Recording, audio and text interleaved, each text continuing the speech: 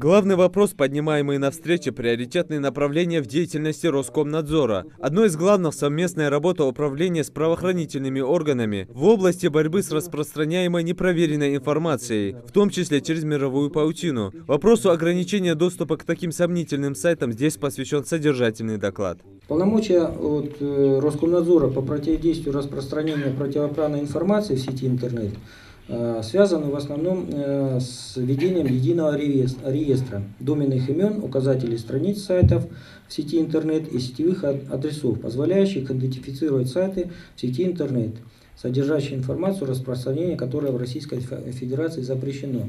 Механизм так называемого единого реестра запрещенной информации реализуется Роскомнадзором с 2012 года, с момента вступления в силу изменений в законе об информации, информационных технологиях и защите информации, рассказал руководитель управления Роскомнадзора по СКФО. Реестр представляет из себя набор интернет-адресов, на которых находится информация, не соответствующая требованиям законодательства Российской Федерации. Все очень просто.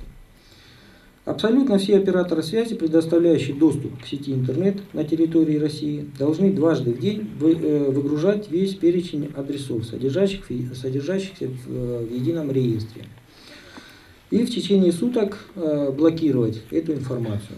Тему противоправной информации, которая пагубно влияет на все общество, а особенно на подрастающее поколение, подхватили и другие участники дискуссии. В зале собрались пресс-службы практически всех министерств и ведомств республики. О том, что не все проявления экстремизма в интернете считаются уголовно наказуемыми, напомнил собравшимся Руслан Ляпин. Ряд, как говорится, публикаций могут быть оценены и как административное правонарушение. Так, на сайте одной из общественных политических организаций республики выявлена нацистская атрибутика.